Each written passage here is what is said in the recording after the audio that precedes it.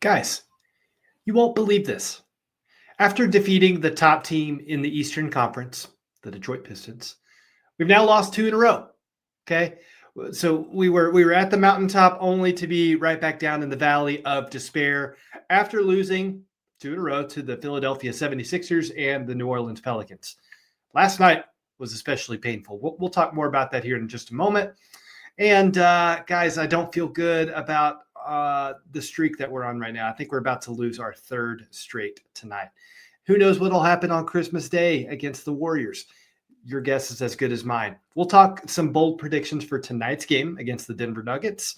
We'll unpack some things that happened over these past couple of games. And of course, as usual, we're going to talk through some trade rumors. Like, let's get the rumor mill fired up here.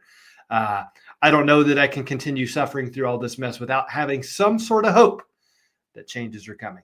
So let's dive into it. But before we do, guys, thank you so much. We have hit our goal of 50 subscribers by the end of this year. At this moment, we are at 54. Let's push to the end. Let's try and get to 75 by the end of this year. There's about a week left. Share this video with your mom, your grandmother, whoever loves the Mavericks and loves talking hoops. Let's do this. I am your host, Ethan, the advisor Clayton. Welcome to the party. And by party, I mean dope podcast. This is Your Mavs, the Dallas Mavericks podcast where all are welcome. Y'all better behave. Lots to talk about today. Let's dive in. Okay. I mentioned this. We've lost two games in a row. We now have a second leg of a back-to-back tonight at home against the Denver Nuggets. And the Nuggets are in a similar situation. They had a game last night, so they're on their second leg of a back-to-back, both on the road. But last night, they actually manhandled the Utah Jazz. And when I say manhandled, they put up 135, and none of their starters logged a second over 30 minutes. So they did a lot of resting their guys, presumably to pick back up tonight against the Mavericks. They still put up 135. Meanwhile, the Mavericks had to really gut it out in another clutch game, this time in an L. And I don't like our chances. The energy didn't really seem to be there last night. Really, the only guy that showed up to play start to finish was Anthony Davis. You love to see it. He's boosting his trade value. He's cementing himself as a cornerstone of this franchise, and potentially any franchise that decides to trade for him, whether at the deadline or over the summer, whatnot. That looming contract extension is a totally different conversation for a totally different day. But for now, he's boosting his value. He showed up to play last night. It was pretty nice. But at this point, the Nuggets are tied for second in the West. They're technically third because they lost to the Spurs and they have the same record as the Spurs. But they are 4.5 games back from the OKC Thunder. And they are 8-2 in their last 10 games. That's one reason why I don't feel super hot right now. The Nuggets are on fire. All of their role players are starting to find their stride. We'll talk more about that in a second. Meanwhile, the Mavericks are 2.5 games back from even being in a play-in spot, and we're trailing the Portland Trailblazers. So we went from being kind of fighting for that 7th seed, a week ago, to now we're 2.5 games back from being even in the play-in conversation. And the Trailblazers are kind of taking advantage of all these kind of not bottom feeders, but these play-in teams like the Warriors, the Mavericks. They're not playing well right now. Meanwhile, the Blazers are picking up some key wins to move up the standings and solidify their chances to be in the play-in tournament. Let's see here. Looking at the Nuggets, obviously the superstar duo of Jokic and Murray, they're going off, right? And I think this might be the year that Jamal Murray makes the All-Star team. And if he doesn't make it the old-fashioned way, we're doing that, Team USA versus Team World this year.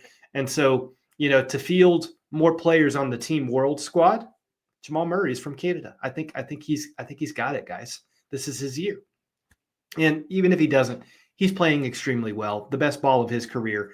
And I mentioned the role players on the Nuggets. They're also finding their stride. They're playing like a real team right now. And those role players include Dallas Mavericks legend Tim Hardaway Jr., shooting the cover off the ball right now, by the way. They've got Bruce Brown. They've got Jonas Valanciunas. They've got Cam Johnson. All of those guys coming off the bench are super solid. They're shooting the ball well. They're defending well. They're sharing the rock. I mean, guys, they're putting up well over 130 points like over this past week. It's really fun basketball to watch. So on the one hand, that part will be fun to watch tonight. Meanwhile, the Mavericks, I said, we're 2.5 games back from the play-in spot.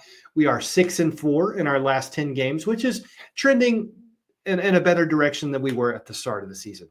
But again, we've lost 2 in a row. I think we're likely looking at a third loss in a row tonight. But, on the positive side of things, we have Anthony Davis, we have Cooper Flagg, we have Klay Thompson, and Najee Marshall, all playing lights out right now. Okay, you put those 4 guys on the court together, good things have been happening. Like, by the way, has Najee Marshall even missed a shot in the past week and a half? It's crazy. You give him the rock, he drives to the hoop, he gets a bucket. Like, there's no ifs, ands, or buts about it. There's no slowing this guy down right now. Now, can he shoot threes? Not on your life. But if you get him in the 2-point range, that's money in the bag. Now, everyone else on our team, and literally everyone else, including PJ Washington, we're struggling mightily. Okay, Ryan Nembhard was on that nice little stretch. He's struggling. He can't shoot right now. He is still facilitating the ball rather well as a floor general. That's good. But yeah, nobody can shoot. PJ Washington's not scoring, and it seems like he's even struggling on the defensive side of the floor. It seems like guys have been coming after him the past couple of games, and they're doing well. So I don't know what's going on there. I don't know if it's a head thing. I don't know if it's a locker room thing. But there seems to be something off with PJ's game right now. But to be fair, everybody that wasn't named a moment ago, again, AD, Coop, Klay Thompson, and Najee Marshall, those guys are playing really well. Everyone else is playing terrible, okay, including Max Christie, which hopefully he'll be back tonight from his illness. He's missed the past couple of games. But even before the illness that kept him out, he was struggling to hit the broadside of the barn, right? Like, he was getting all the normal open looks that he's been getting all season, and they just were not connecting or getting anywhere close. I'm thinking maybe Max Christie gets his powers back tonight, okay? And he's going to shake this whole illness thing off, and he's going to come back firing on all cylinders. Now, I'm particularly monitoring this stretch of games that he's had because if you'll remember when we traded for him last season, the first 5 to 7 games with the Dallas Mavericks, he was on fire, right? I think he was averaging about 15 points a game. And then for the rest of the season after that nice little stretch, he shot the ball poorly. So I don't know if we're entering one of those seasons for Max Christie where he starts hot and then tapers off. We don't have a ton of data on his career because I believe this is only his 3rd season. It's kind of an important season to really show, like, this is who I am. This hot shooting that I started the season off with, that's not a fluke, right? I am who I am. Let's see if he can continue that stretch for more than like a 15-20 game segment of the season. Anyway, I want to see him come back tonight and find his form. Let's talk some bold predictions. I know that's what brings you guys here anyway. I was pretty close last time, pretty much on everything that I guessed. I don't have as much of a positive outlook for you today, okay? In fact, let's just go through the predictions really quickly here. Dallas will lose tonight, 130 to 117. Okay, not necessarily that we're going to play a bad ball game. This is not a knock against the Mavericks. The Nuggets are that good. So even if we play our best ball, I still don't like our chances to win. It is at home, so that's fair. But the Nuggets get all their starters that played less than 30 minutes last night. I imagine they were able to get more rest than our guys were, who had to play all the way to the final whistle and still lost. So I think we'll lose 130 to 117. I do think, we were talking about Max Christie a few moments ago. I do think he regains his form tonight.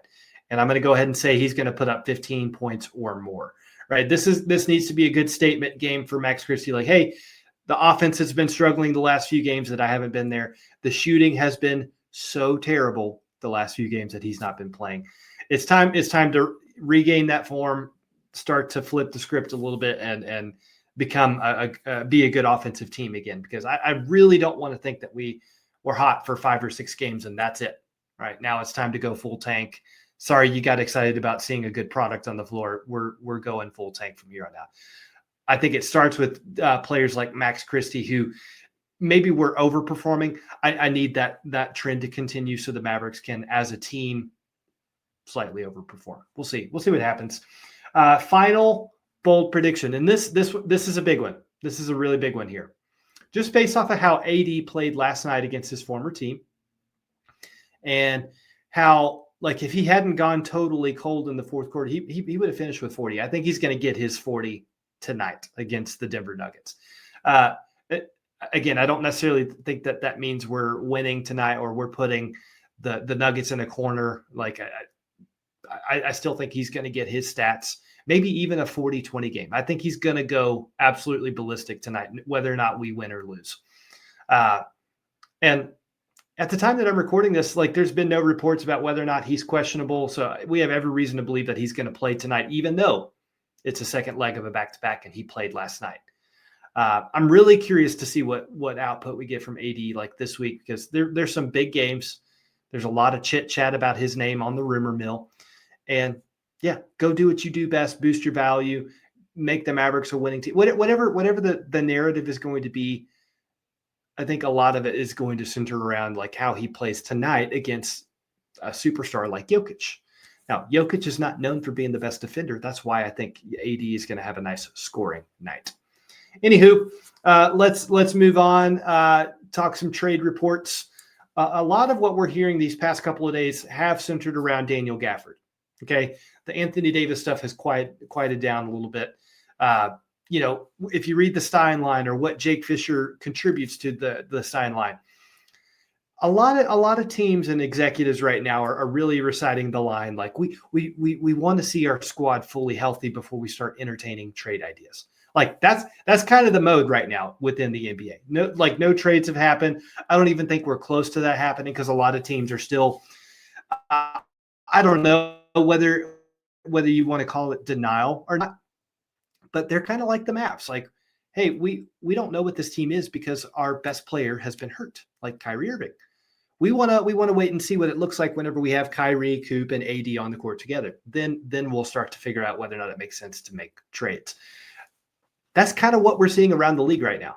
Like, there may not be enough data. There may not be enough stretches of games with all players healthy for executives to be like, you know what, it's time to blow it up. Or, you know what, let's make one or two strategic moves so that we know we're going to be in that title contention conversation. That's the vibe right now. But what we are hearing across the league is that, there are those teams that are checking in on Daniel Gafford, right? The Torontos, the Miami Heat, maybe not the Miami Heat. That's wishful thinking. We'll talk more about that. But especially the Toronto Raptors. So, for the teams that have definitely been linked to Daniel Gafford as interested, are we more excited about a potential trade with Chicago to get Kobe White? Are we more excited about trading with the Indiana Pacers so that we can get Benedict Mathurin? Are we excited about Toronto? I'm not going to get excited about Jakob Poeltl. Like, that's not happening. But it's if we just trade Daniel Gafford by himself, and we're not doing a Klay and Gaff type of situation, then we need to get a solid role player in exchange, as well as a first-round draft pick. Probably of those three, again, Indiana, Chicago, or maybe even Golden State. I'd get the most excited about Chicago. Obviously, I want Kobe White. You've heard me talk about him like many, many times. And it's kind of a buy low opportunity right now for Kobe White. He's not shooting the ball very well lately. The Bulls are not winning games lately. So I think whether they're looking at AD or Daniel Gafford, they need to do something. And it was reported by Mark Stein that the Bulls are more open to trading Kobe White than they've ever been.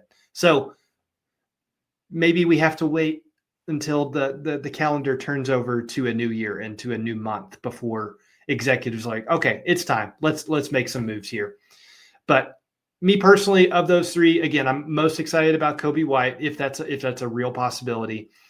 Second most excited about Benedict Mathurin because, we need the scoring. We need the intensity that he brings to the court. He's a pretty decent defender, can shoot the ball pretty well, and he's young. right? Give me Mathurin in the pick, and I'll shut my mouth and be real happy. But going back to the AD front, not a lot being reported. Again, there's still the Atlanta, Miami, Chicago, Toronto, maybe Milwaukee. But I'll tell you where my head's at right now. I've seen too much of Khalil Ware from Miami to look any other direction at this point. I don't want anything that Milwaukee has to offer. I don't necessarily want what Atlanta has to offer unless they're willing to, include Asa Newell and Zachary Reese-Shea. It doesn't seem like Detroit wants to talk to us about AD. It doesn't seem that Chicago is really all that hot on it. So I've got my eye on Miami, and I want Khalil Ware. The guy is playing out of this world right now. A 7-footer that is a great defender, great rebounder, and he can shoot the ball extremely well from the 3-point line. That's what we need on this team. We need a stretch 5 that can shoot the floor. We need to make this team younger. Khalil Ware is 22 years old. Let's go get our guy. If that means that we have to trade for the Terry Rozier contract and a couple other fillers, you go do that right now if you can. If I'm Miami, I'm probably not listening to those offers. Right? I don't know what they're going to do, because they're kind of like the Chicago Bulls. They started off really hot. They were one of the best offensive teams in the NBA. And then they cooled down, right? I think they've won maybe 3 of their last 10 games. Bam Adebayo is playing extremely poorly right now. And I don't know if Miami's to the point where they look at the front court of Adebayo and Khalil Ware, and they're like, you know what, this isn't going to work. It's time to trade one of them. And we like Ware's skill set better, so we're going to trade Bam. I don't know what they're going to do. If they were going to trade Bam, let me hear from you in the comment section. Is that an asset that you would entertain trading for? Right? In this case, that would be in exchange for Anthony Davis, right? We're not going to go get Bam Adebayo in exchange for Daniel Gafford, right? Or, we're not going to get Khalil Ware in exchange for Daniel Gafford and Klay Thompson. That's just not going to happen. Miami views those players way too highly. But what would you do, right? If Bam Adebayo suddenly becomes available and we can't go make a trade for Khalil Ware, who I prefer, would you go do it, right? Get another Kentucky guy, rim protector, solid defender, maybe with not much of an offensive bag. That sounds an awful lot like AD, but his contract is cheaper and he's younger. I'm starting, you can tell I'm kind of starting to talk myself into it a little bit, but there's nothing substantial to that at all. This is not a report. This is not a rumor. This is just me thinking out loud. The stuff that we have been hearing about is Daniel Gafford. I guess we could trade Gafford to the Golden State Warriors for Jonathan Kuminga. I don't know that Kuminga fits super well with this team. So there's just so many different directions we could go. And I would love to know that we're going to be making all these tough decisions with our actual GM at the helm. But now it's being reported that we're not going to finalize that search until the spring, maybe even the summer. So maybe we don't do a darn thing before the deadline. I think I would be kind of annoyed about that. Let me know what you think. If you think we should totally stand pat, we should totally wait and see what other teams are doing before we even start having conversations. Let me know why you feel that way. In the meantime, let's try and go get this W against the Denver Nuggets tonight. I didn't throw a super positive outlook at you about our odds coming into this game, but this is a really surprising team. One night they could be one of the very best teams in the NBA. The very next night they could be the worst team in the NBA. Who knows what team is going to show up against the Nuggets tonight? But obviously I'm going to be rooting for a win. I don't want to be right, okay, unless I'm right about the AD 40-point outing. But anyway, that's all I got for you for now. Y'all be good. I will record same time tomorrow. So until then, party on.